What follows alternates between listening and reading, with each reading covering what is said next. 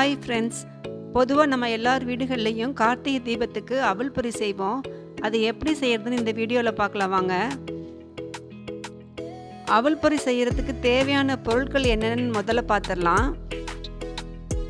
இதில் பொதுவாகவே நிறைய தூசி இருக்கும். அதனால முரத்தில் புடைச்சோ இல்லாட்டி ஒரு சலடையில் சலிச்சுக்கிட்டோ நல்லா சுத்தம் பண்ணி எடுத்துக்கலாம்.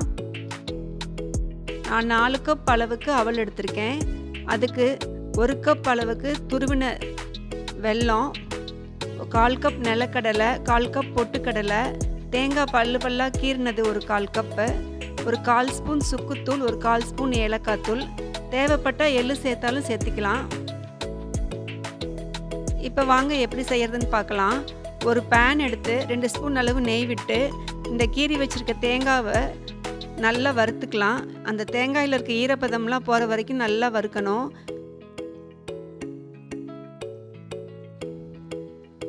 தேங்காய் நல்லா வறுபட்டதுக்கப்புறம் எடுத்து வச்சுருக்க 1/4 கப் பொட்டுக்கடலையும் 1/4 கப் நிலக்கடலையும் 2-3 நிமிஷம் வறுத்தா போதும். ஏன்னா அது முதலையே வறுத்தது தான், அதனால சிம்மில் வச்சு இதெல்லாம் வறுத்துக்கலாம்.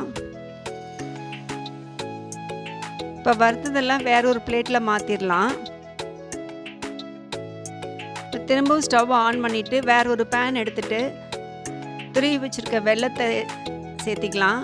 ஒரு 1/4 கப் அளவுக்கு தண்ணி சேர்த்து பாகு காய்ச்சலாம்.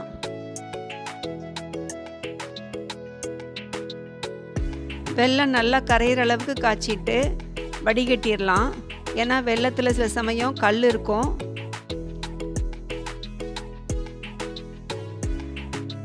இப்போ வடிகட்டின பாக திரும்பவும் சிம்மில் வச்சு காய்ச்சலாம்.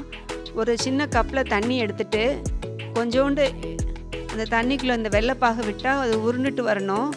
அதுதான் இது கரெக்டான பதம்.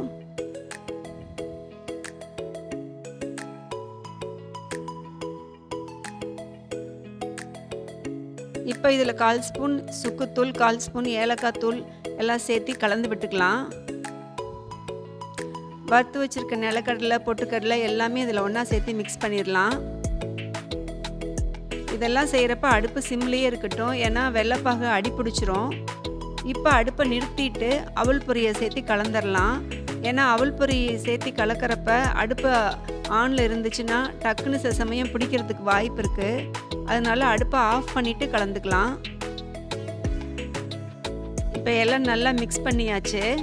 இதை வேற ஒரு பிளேட்டில் மாற்றிடலாம்.